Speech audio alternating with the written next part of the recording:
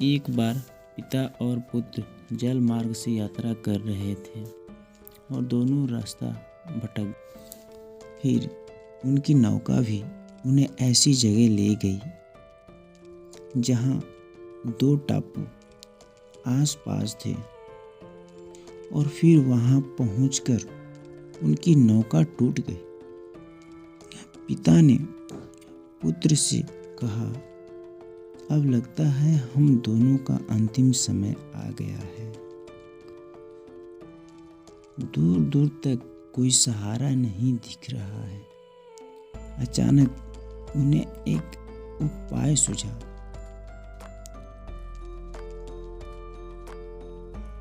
अपने पुत्र से कहा कि वैसे भी हमारा अंतिम समय नज़दीक है, तो क्यों ना हम ईश्वर की प्रार्थना करें। उन्होंने दोनों टापू आपस में बांट लिए, एक पर पिता और एक पर पुत्र, और दोनों अलग अलग ईश्वर की प्रार्थना करने लगे। पुत्र ने ईश्वर से कहा, हे भगवान, इस टापू पर पेड़ पौधे उग जाए जिसके फल फूल से हम अपनी भूख मिटा सकें। प्रार्थना सुनी गई। तत्काल पेड़ पौधे उग गए और उसमें फल फूल भी आ गए। उसने कहा, ये तो चमत्कार हो गया।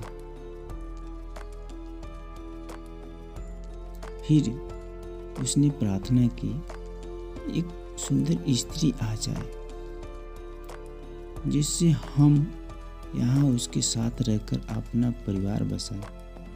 तत्काल एक सुंदर स्त्री प्रकट हो गई।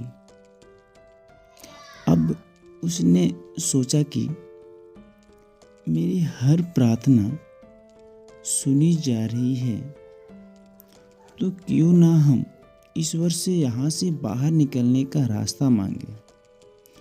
उसने ऐसा ही किया। उसने प्रार्थना की कि एक नई नाव आ जाए जिसमें सवार होकर हम यहाँ से बाहर निकल सके। तत्काल नाव प्रकट हुई और पुत्र उसमें सवार होकर बाहर निकलने लगा। तभी एक आकाशवाणी हुई, बेटा, तुम अकेले जा रहे हो, अपने पिता को साथ नहीं लोगे? तो पुत्र ने कहा, उनको छोड़ो, प्रार्थना तो उन्होंने भी की, लेकिन आपने उनकी एक भी नहीं सुनी। शायद उनका मन पवित्र नहीं है, तो उन्हें इसका फल भोगने दो ना। आकाशवाणी कहती है, बेटा, क्या तुम्हें पता है कि तुम्हारे पिता ने क्या प्रार्थना की है? पुत्र बोला, नहीं।